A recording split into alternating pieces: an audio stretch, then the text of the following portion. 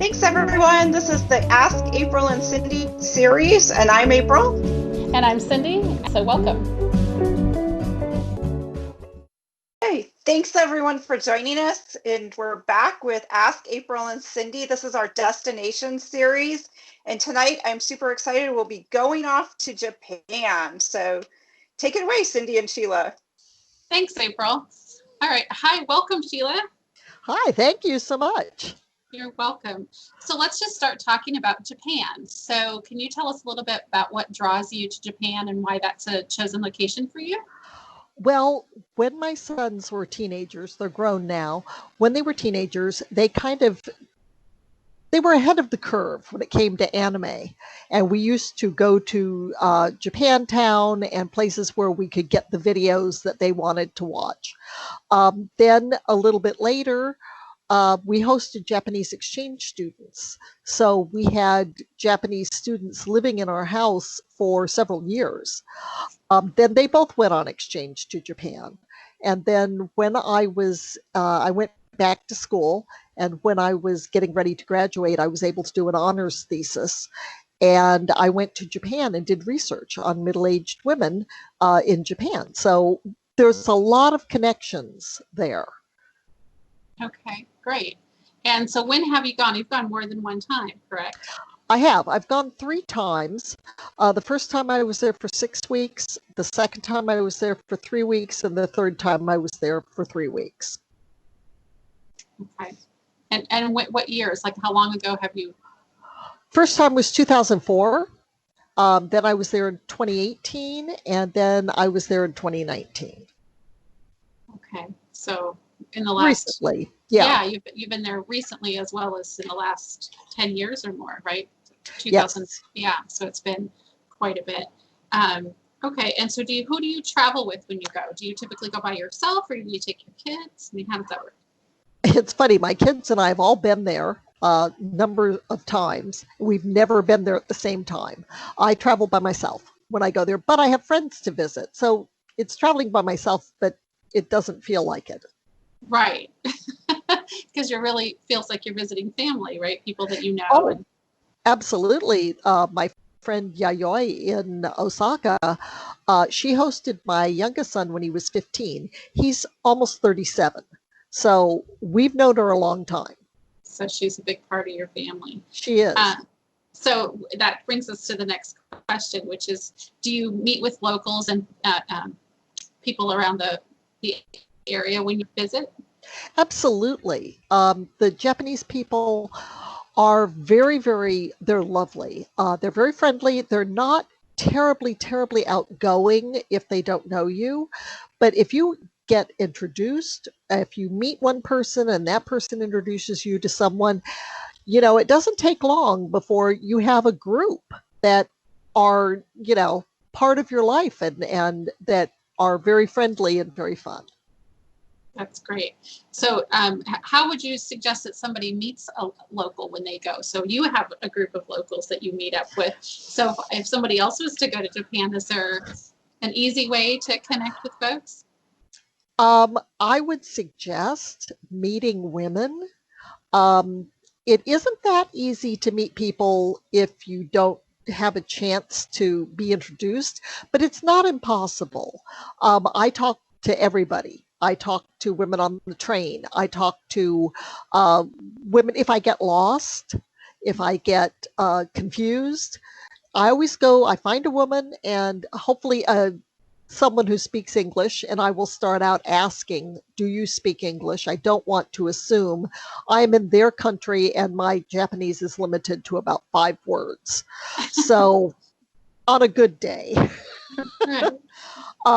So as long as you do that, you smile, bow, you may feel silly, and you're certainly not required to do so. But if you do it, you are showing respect for their culture. And I think that's a lovely thing.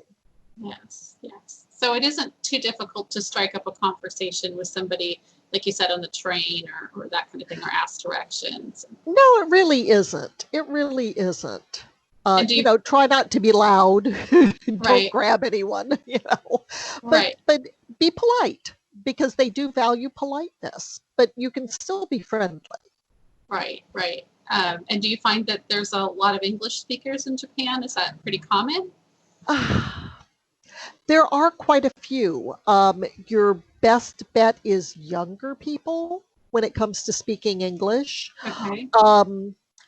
They also tend to be very shy about using their language skills because they don't want to get it wrong. So they may know more English than they're really letting on, not because they're trying to be rude or hold you off, Right. but because they feel uncomfortable, Okay. just trying to speak English. Okay. And that makes sense because I think Yeah, that's pretty I common. feel the same way. Right. Even we feel that way. So when you're planning your trip, how do you plan and decide where to go and what to do in Japan? It's obviously a lot of beautiful places to go. There are, and I've only just barely scratched the surface. I always want to go to Osaka, where my friend Yayoi lives. I want to go to Tokyo. I have my first exchange student who is now married and has 2 children. She lives there. But when I was doing research because I do some tours there, and when I was doing research, one of the places I went to was a place called Hakone, which was gorgeous. And not, putting people aside, my favorite place to visit is Hakone. And why Hakone? Why is it so beautiful? It's in the mountains. It's got it's kind of over a volcano. Okay. And yeah, so there's that. But it's got a beautiful lake. It's got what do you call it? The hanging like a cable car that Okay. goes over fields which have cracks in the ground with steam rising. So you try not to think about that too much, but it is beautiful. On a clear day, you've got a gorgeous view of Mount Fuji. And Okay. Mount Fuji isn't always the easiest thing to see. I never got a clear view of Mount Fuji until this last trip. Wow. So, grab it. And how far outside of Tokyo is that? Only about 30 to 45 minutes. It's really close. You can do a day trip. It's wonderful to stay there. Hakone also has beautiful museums. Okay. 2 of my favorite museums in the world are in Hakone. And those are those art museums or history museums? One of them is an outdoor art museum. It's Wow. called an open air sculpture museum. And it also has a building that has like 300 works of Picasso on the premises you don't have to pay extra to go there. My other favorite museum is called the Venetian Glass Museum. And inside the museum, which looks like this lovely Venetian palace, there are lots of interesting glass pieces, but the best part is in the garden. There are crystals. And at night, they put lights on them, and it is absolutely magical. Just gorgeous. Oh, I can only imagine. Crystal trees lit up at light. Trees. That It's sounds just fantastic. beautiful. Fantastic. One of the reasons to go to Japan. So I have another quick question about special items. So is there anything in specific that you would suggest somebody to take along or not forget when they travel to Japan? Well, this is something you can buy there. But interestingly, in the bathrooms and places like that, they don't have towels. They don't have paper towels or anything like that. That's not part of their culture. So I always travel with a very small little it looks like a washcloth, really, but it's a hand towel, and you keep it in your purse, and that's what everybody does when they finish washing their hands. They pull out their little towel and dry their hands, put it back in their bag, and like I said, you can buy them there. You don't have to bring them from home, but that is a cultural thing that I had never thought of.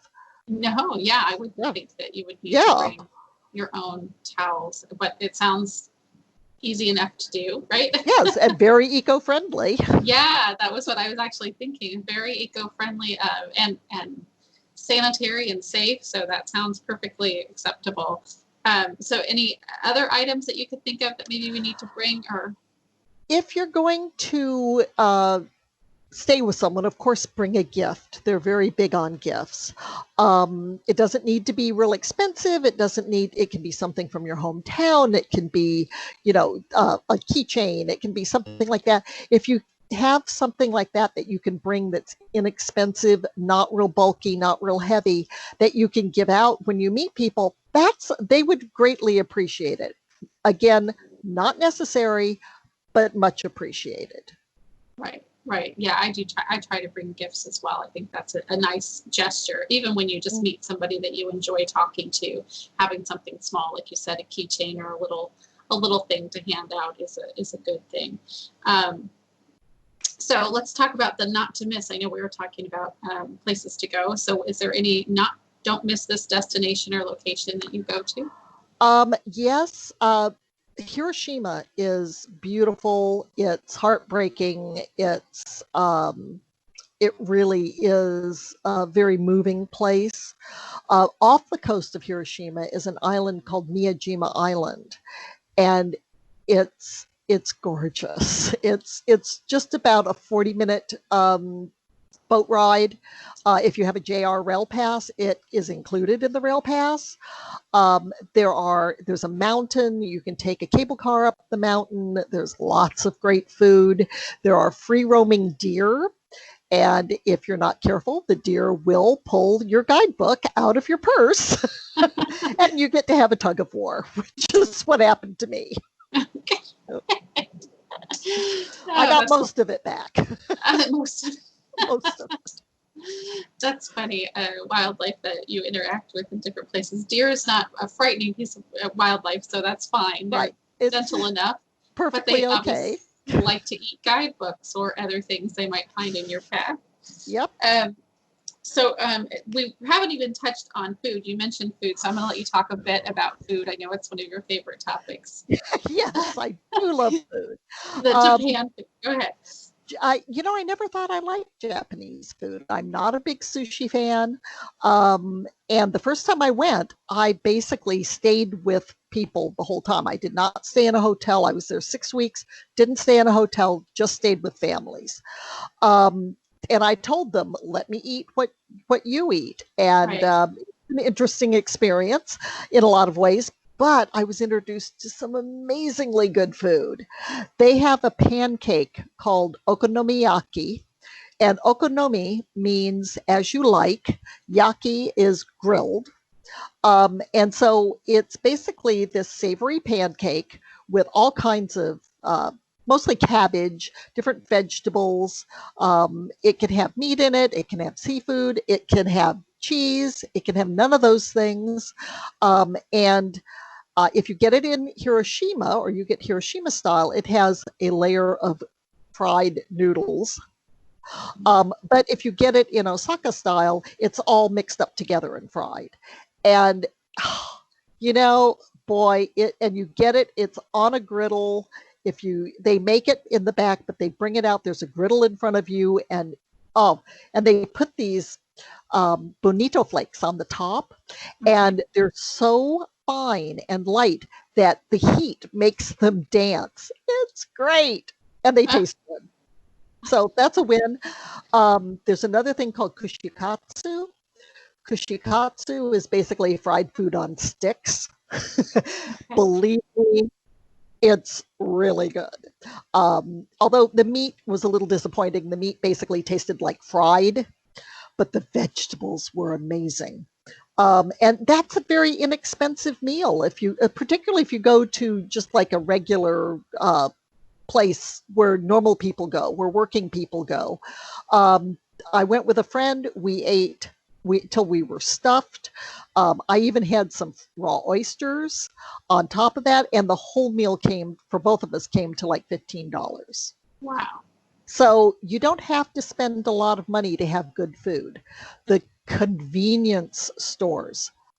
Oh my gosh, I would never, ever eat food from a 7-Eleven here in the States. That's one of the first places I go. Believe it or not, their egg salad sandwiches recommended by Anthony Bourdain. Wow. Which I didn't know. I was already a big fan. And one of my clients said, well, we want to go and have egg salad sandwiches. And I went, you do? I mean, it's a great idea, but and they said that it was Anthony Bourdain. The hard-boiled eggs that you get at a 7-Eleven they have the most golden, moist yolks. Just delicious, delicious, cheap, wonderful food. When I did my tour last year, several nights my clients opted to go to a conveni and get food and bring it back to the hotel and eat. Right. Because it's that good. They also have onigiri, and onigiri is like it serves the function of a burrito. It be filled with things. It gets wrapped in seaweed. You can just pick it up and go. They have so many different flavors, so many different stuffings, and so yeah, it's great for a picnic. Okay. Picnics rock.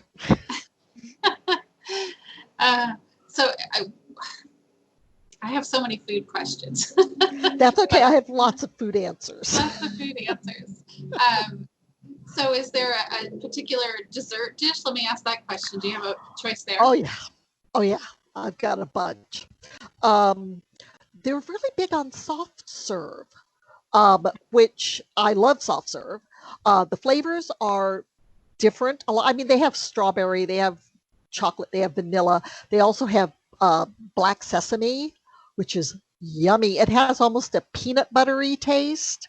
Okay. They have chestnut in the fall. That's a big one.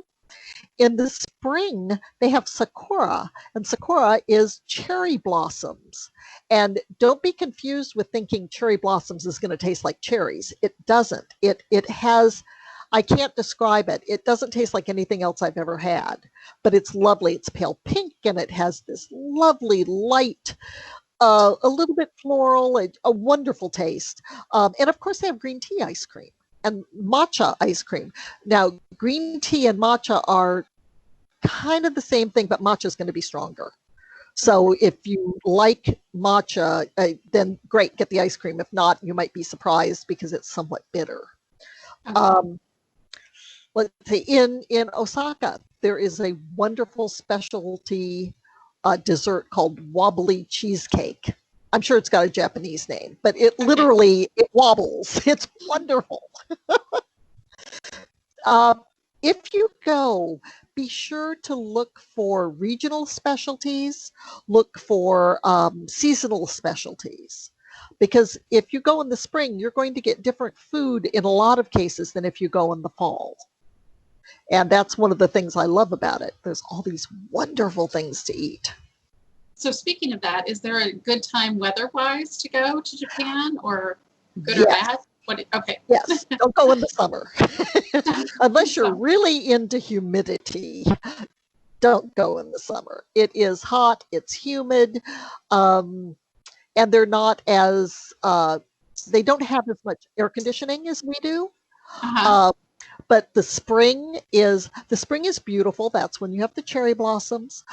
It is going to be more expensive because everybody wants to see the cherry blossoms. If you go in the fall, there's beautiful fall color, and the prices are not as bad. I personally prefer going in the fall. The weather is a little cool, but not really. It's not cold. It's possibly you might get a little bit of rain, but like I was there last year for over 3 weeks, and there was 1 day of rain. Okay. So and when did you go last year? What time? I went in November. Yeah. In November. In November. And do they share the same summer that we do? So their summer is. Yes. Okay. They're in the northern hemisphere. They get the same seasons that we do. The same seasons. Okay. So I have one last question, which is, do you have a travel mishap or a lesson learned that you had when you went to Japan? Okay. First time I went, I was staying with my friend, and I was getting off the train. I'd done my thing during the day, and I saw these lovely flowers, and they were beautiful, and they were all wrapped up really nice. And I thought, oh, that's a lovely thing. They're only 200 yen, about $2. And I said, I'll get that and give it to her. So I get the little flower bouquet, and I take it home and I hand it to her, and the look on her face told me, I had just done something, I didn't know what, but she just looked like, turns out, um, in August, which is when I was there, that's the Obon Festival, which honors the ancestors. Those bouquets are to put on like your shrine in your home for your ancestors. So it's a little bit like giving someone a funeral wreath. Yeah. So. Yeah. She did tell me afterwards, she goes, I don't know if I should tell you. And I said, oh, please do, because I've obviously made a faux pas. And Right. she told me, we both laughed. She carefully took them apart and then she put the flowers up. But yeah, don't do that. Oh, that's funny. You know, I think our cultural differences are one of the things that I like the most when I travel, just learning about how, how they, honor different things differently than we do in different countries, Japan, anywhere, right? There's just so much to learn Absolutely. about how different cultures and families handle things. So, and that would be an easy thing, even in our own country to make that mistake, right? A funeral wreath is beautiful. How would anybody know that that's what it's for, right? Right. Unless it says rest in peace. That's Right. usually a pretty good indication that. Yeah, so that's funny, but I don't know if I've ever actually done anything quite like that, Sheila. So that's fantastic that you have a story like that. Makes a great story. It does. So we're almost finished. I'm just going to ask, if you have any other stories or moments in Japan that you wanted to share with our listeners for a minute. Just that they are such wonderful people. They honor the ancient. But they also are very modern.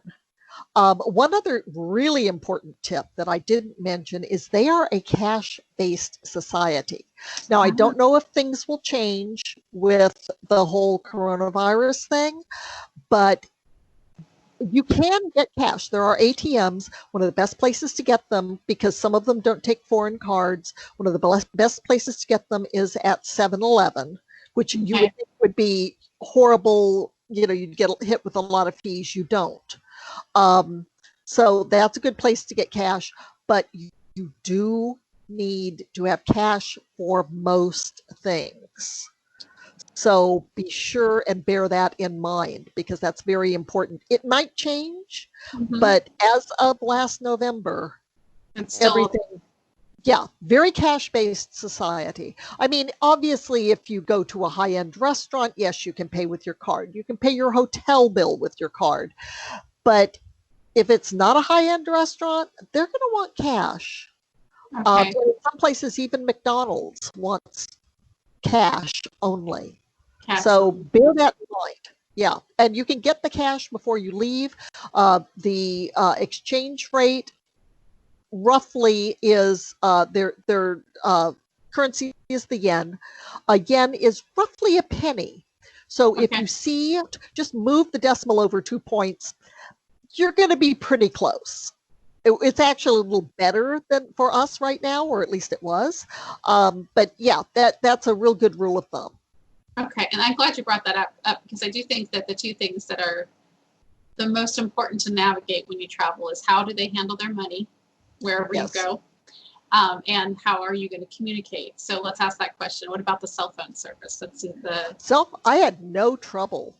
None at all. I didn't switch anything over. I didn't buy a special SIM card. I used my regular phone.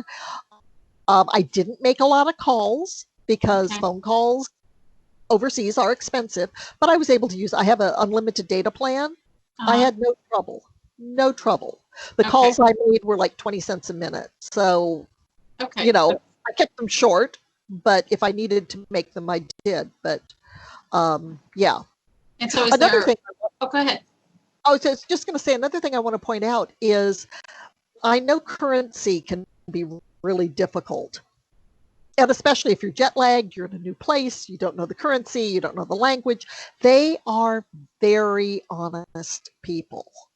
I had been there before, I knew the currency, but I was so jet lagged. I remember going to the store and just handing them, a handful of money and going, Yeah. And, they went through and picked out what it was. And They're honest. They are very honest people. That's good, and good that you feel that way when you're there. Yes. I've done that in a few countries, and you don't even know what you're doing. You're just like, I have no idea what kind of currency I have. I don't know if this is, dollars or coins, but just take what you need and I'll be happy. I knew my jet lag was over when I was able to pay for things myself, but the first few days it was just like, what, here? Just take some. Let me have my food. Yes. So back on the cell phone service, I'm going to ask the other question. Is there Wi-Fi? So if cell phone is good and you had no problem using your phone, is there Wi-Fi readily available in most places? Wi-Fi is pretty good. It's fairly available. Since I didn't switch over, I mostly just used the data on my phone. But in all of the hotels, there was Wi-Fi. Another really quick thing, if you get a chance to go to an onsen, which is a hot spring, don't miss it. It's amazing.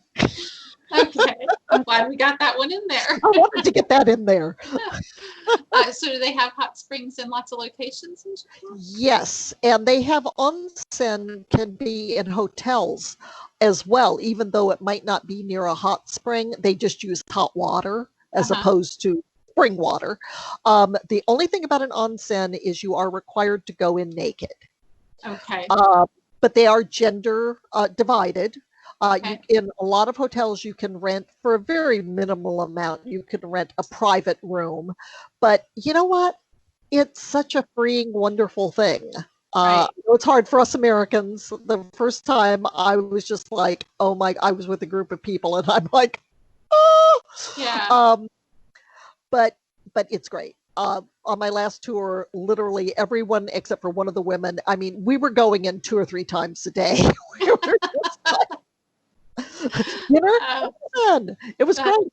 Fantastic. I love that. That's fantastic. Okay, so we're at 27 or 28 minutes. So I'm going to stop and we'll see if people have questions. Sounds good. Thank you so much, Sheila. Thank you. Okay. And there we go. All right, guys, we are here and ready to answer any questions. I'll just watch the chat box. If there's anybody who wants to put in a question or a comment for us, we're happy to answer them. Thanks so much, Sheila, for joining us tonight. It was great. Lots of fun stuff. It was my pleasure.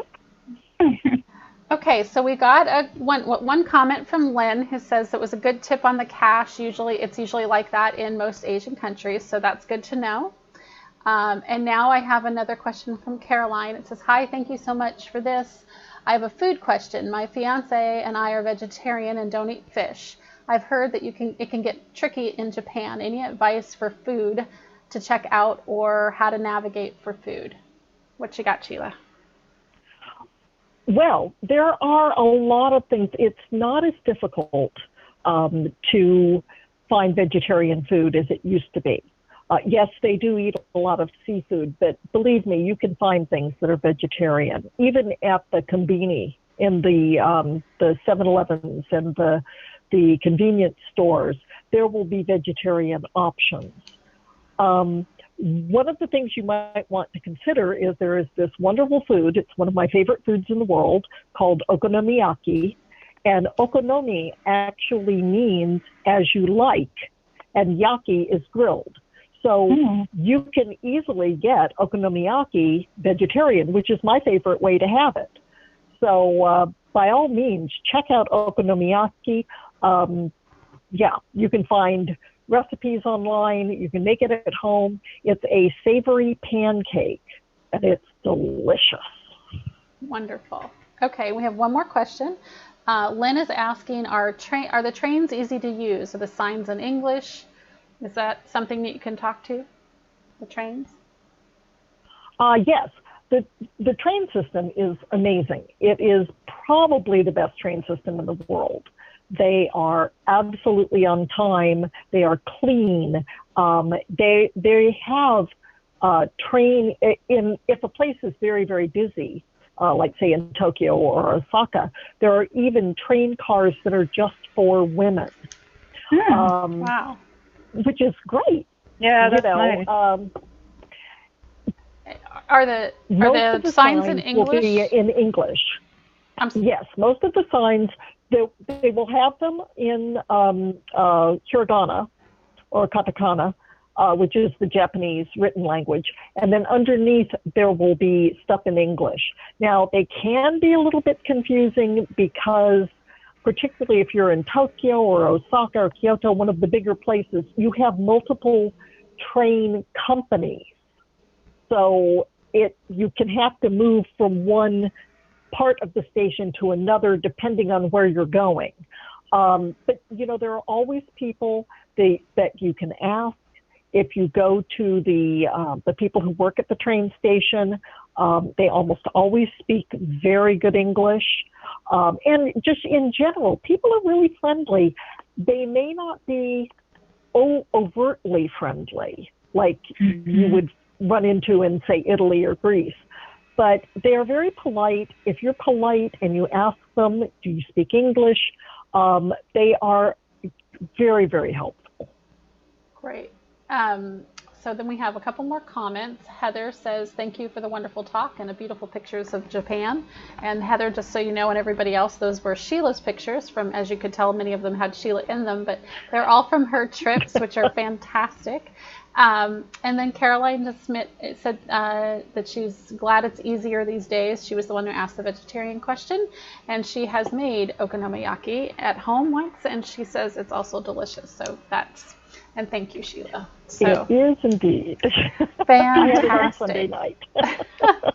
So it looks like, I'm so glad tonight we were able to answer questions, because on Monday night we had a little bit of a challenge getting to the question part of our session, but sounds like that worked for us today.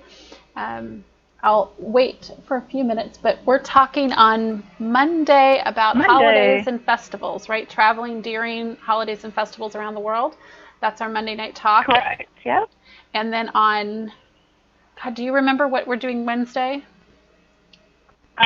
Wednesday is it Belgium? I think so. Yes. I think it's Jana Belgium. and Jamie. Yes. Yeah, Belgium, about the beers and Belgium. It should be a really interesting talk with Jana and Jamie. Yes, we have a couple who and went. The best fries on earth. Oh, the best fries and waffles. We learned about waffles. So more food talk in Belgium on Wednesday night a week from tonight. So that'll be great.